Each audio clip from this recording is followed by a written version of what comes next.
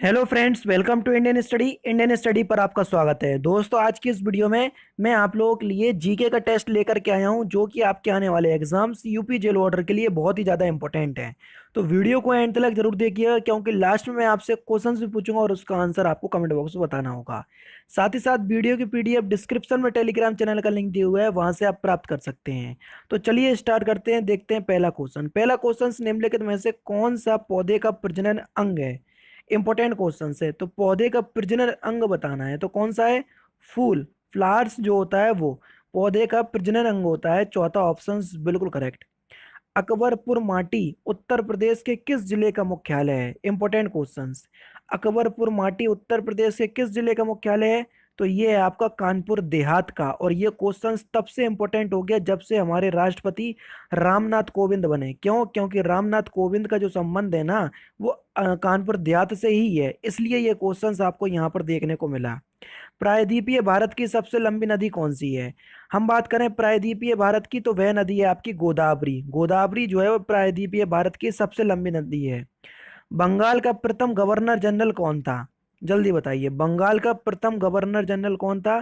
तो Warren Hasting जो है वो बंगाल के प्रथम गवर्नर जनरल थे। दूसरा ऑप्शन करेक्ट। भूकंप की तीव्रता निम्नलिखित में से किसके द्वारा मापी जाती है? तो भूकंप की जो तीव्रता है ये सीस्मोग्राफ से मापते हैं। चौथा ऑप्शन करेक्ट। सिंपल क्वेश्चन है, इसलिए जल्दी जल्दी आगे बढ़ रहा। भगवान महावीर स्वामी ने निम्न में से किस स्थान पर परिनिर्वाण प्राप्त किया? क्वेश्चन नंबर 6, जल्दी बताइए। तो आपका जो सही आंसर हो जाएगा वह हो जाएगा पावापुरी। जी हाँ दोस्तों, भगवान महावीर जो थे ये जैन धर्म के 24वें तीर्थकर थे। इन्होंने पावापुरी में परिनिर्वाण प्राप्त किया था। नेक्स्ट क्वेश्चन से आपका कि संविधान सभा का संवैधानिक सलाहकार कौन होता है? जल्दी बताइए, संविधान सभा का संवैधानिक सलाहकार कौन था? तो अगर हम संवैधानिक सलाहकार की बात करें तो वो थे आपके वीएन राव, यानी कि तीसरा ऑप्शन आपका बिल्कुल करेक्ट। जबकि अध्यक्ष दो थे, वो थे भीमराव अंबेडकर, वो भी प्रारूपी समिति के। नेक्स्ट क्वेश्चन से आपका कि चीन की किस नदी को पीली नदी यानी कि येलो रिवर के भी नाम से जाना जाता है? जल्दी बताइए, किस नदी को? तो सही आंसर हो जाएगा आपका हांगो नदी को येलो रिवर के नाम से भी जाना जाता है। ज्ञानपीठ पुरस्कार पाने वाली प्रथम महिला निम्नलिखित में से कौन थी? तो ज्ञानपीठ पुरस्कार पाने वाली प्रथम महिला कौन थी? आशा पूर्ण देवी या आशा पूर्णा देवी। चौथा ऑप्शन करेक्ट। स्वराज पार्टी की स्थापना किसने की थी? तो देखो, स्वराज पार्टी की जो स्थापना है ना, ये चितरंजन दास ने की थी। चितरंजन दास और मोतीलाल नेहरू ने मिलकर की थी। तो फिलहाल तो पहला ऑप्शन आपका बिल्कुल करेक्ट है। अच्छा, कब की थी? तो ये 1923 में की थी, जिसमें चितरंजन दास जो थे वो संस्थापक अध्यक्ष थे और मोतीलाल नेहरू थे वो महासचिव थे। नेक्स्ट क्वेश्चन, शुष्क सेल में कैथोड का कार्य कौन करता है? तो शुष्क सेल में कैथोड का जो कार्य है वो ग्रेफाइट की छड़ करती है। तीसरा ऑप्शन आपका बिल्कुल करेक्ट। निम्नलिखित में से कौन सी गैस ग्रीन हाउस गैस नहीं है? कार्बन डाइऑक्साइड है, कार्बन मोनोऑक्साइड है, क्लोरोफ्लोरोकार्बन है, नाइट्रोजन जो है वो ग्रीन हाउस गैस नहीं है। पहला ही ऑप्शन करेक्ट। ध्वनि का सर्वाधिक वेग किस में होता है? ध्वनि का जो सबसे ज्यादा वेग होता है वो होता है आपका इस्पात में। पहला ही ऑप्शन से आपका बिल्कुल करेक्ट। लगभग 5100 से 5400 के आसपास होता है। चीनी यात्री फायान किसके शासनकाल में आया था? तो चीनी यात्री फायान जो है वो किसके शासनकाल में आया था? तो सही आंसर हो जाएगा आपका चंद्रगुप्त द्वितीय के। चीनी यात्री फायान 5वीं सदी में गुप्त सम्राट चंद्रगुप्त द्वितीय के शासनकाल में भारत आया। फायान का यात्रा वृत्तांत वृत्तांत फोक्यो की नाम से प्रसिद्ध है। इसकी जो यात्रा है, कौन सा विटामिन घाव शीघ्र भरने में सहायक है? तो कौन सा विटामिन है? तो वह है आपका विटामिन के। चौथा ऑप्शन से आपका बिल्कुल करेक्ट है। घाव को जल्दी से भरने के लिए विटामिन के जो है वो सहायक है। ठीक है ना। नेक्स्ट क्वेश्चन, जलप्रपात जोग किस राज्य में स्थित है? तो जोग, गरसोप्पा, महात्मा गांधी जलप्रपात, ये सारे सारे जो नाम है वो इसी जलप्रपात के नाम है। ठीक है ना। ये कर्नाटक राज्य पे स्थित है, वो भी शरावती नदी पर। तो तीसरा ऑप्शन करेक्ट। पूर्वी और पश्चिमी घाट निम्नलिखित में से किस स्थान पर मिलते हैं? तो किस स्थान पर मिलते हैं पूर्वी और पश्चिमी घाट? तो सही आंसर हो जाएगा आपका नीलगिरी की पहाड़ी। जी हाँ दोस्तों, नीलगिरी की पहाड़ियों पे पूर्वी और पश्चिमी घाट जो है मिलते हैं। नीलगिरी पहाड़ियों की सर्वोच्च ऊंची चोटी जो है वो है दोदा बेटा। क्या है? दोदा बेटा, इंपॉर्टेंट है। टाइटन निम्नलिखित में से किस ग्रह का उपग्रह है? तो आप सभी लोग जानते हैं किसका है, ये शनि का। पहला ऑप्शन करेक्ट।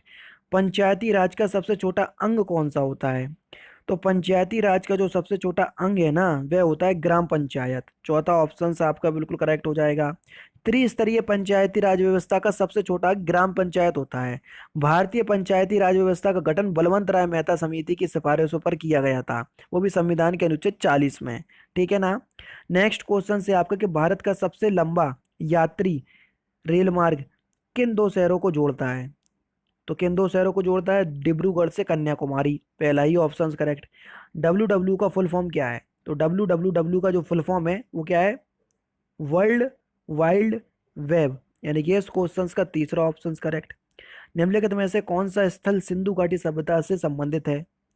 धोलावीरा, लोथल, कालीबंगा। अरे भैया सभी के सभी सिंधु घाटी सभ्यता से संबंधित है। चौथा ऑप्शन करेक्ट। भारत में स्थानीय स्वशासन स्वशासन का जनक किसे माना जाता है? तो किसे माना जाता है स्थानीय स्वशासन स्वशासन का जनक? रिपन को। जी हाँ दोस्तों, रिपन को स्थानीय स्वशासन का जनक माना जाता है। रिपन का जो कार्यकाल रहा था वो 1880 से 1884 तक रहा था। ठीक है ना। नेक्स्ट क्वेश्चन से आपका कि भारत आने वाले प्रथम यूरोपीय कौन थे? तो सबसे पहले भारत कौन आया था? तो सबसे पहले जो भारत आए थे वो आए थे आपके पुर्तगाली। पुर्तगाली के बाद आए थे डच। डच के बाद आए थे अंग्रेज। अंग्रेज के बाद आए थे फ्रांसीसी। तो इस प्रकार से इनका कार्यक्रम है। तो सबसे पहले कौन आए थे? पुर्तगाली। चौथा ऑप्शन आपका बिल्कुल करेक्ट हो जाएगा। भारतीय राष्ट्रीय कांग्रेस की स्थापना निम्नलिखित में से किसने की थी? एओ ह्यूम ने की थी भारतीय राष्ट्रीय कांग्रेस की स्थापना। निम्नलिखित में से किस देश को उगते हुए सूरज की भूमि का देश कहा जाता है? तो देखो, उगते हुए सूरज का देश कहा जाता है जापान को। डूबते हुए सूरज का देश कहा जाता है ब्रिटेन को। मध्यरात्रि के सूर्य का देश कहा जाता है नॉर्वे को। तो यहीं से ये क्वेश्चंस निकल करके आते हैं जो कि मैंने आपको बता दिए। निम्नलिखित में से कौन सी रबी की फसल है? रबी की फसल आपको बताना है। रबी की फसल जो है कब बोई जाती है वो भी मैं आपको सारी चीज़ें बता दे रहा हूँ। ठीक है, नवंबर दिसंबर में ये काट ली जाती है। समझ रहे? तो आपका जो सही आंसर हो जाएगा वह क्या हो जाएगा? चावल। चावल जो है वो निम्नलिखित में से कौन सी रबी की फसल नहीं है? वही तो मैं कहूँ, कौन सी रबी की फसल नहीं है? गेहूं, चना, सरसों, ये सारे के सारे जो हैं वो रबी की फसल हैं। चावल जो है ये खरीफ की फसल है, और खरीफ की फसल जो है जून जुलाई में बोई जाती है, और नवंबर दिसंबर में क्या कर ली जाती है? काट ली जाती है। इसके बाद रबी की बो देते हैं। समझ रहे हैं? नेक्स्ट क्वेश्चन, सबसे बड़ा महासागर कौन सा है? तो अगर हम बात करें सबसे बड़े महासागर की, तो सबसे बड़ा महासागर है आपका प्रशांत महासागर। पहला ही ऑप्शन आपका बिल्कुल करेक्ट हो जाएगा।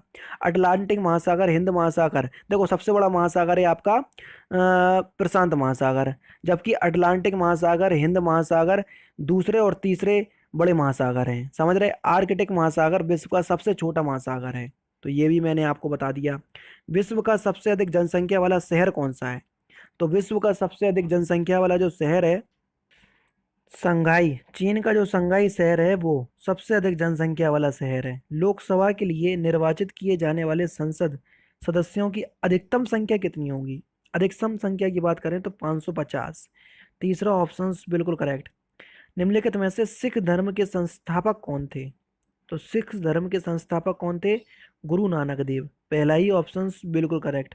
अल्लाह रखा खान निम्नलिखित में से वाद्य यंत्रों में से किसके वादन के लिए प्रसिद्ध थे? जो अल्लाह रखा है वो किसके लिए प्रसिद्ध थे? किस वाद्य यंत्र के लिए? तो सही आंसर हो जाएगा तबला। और तबले का आविष्कार किसने किया था?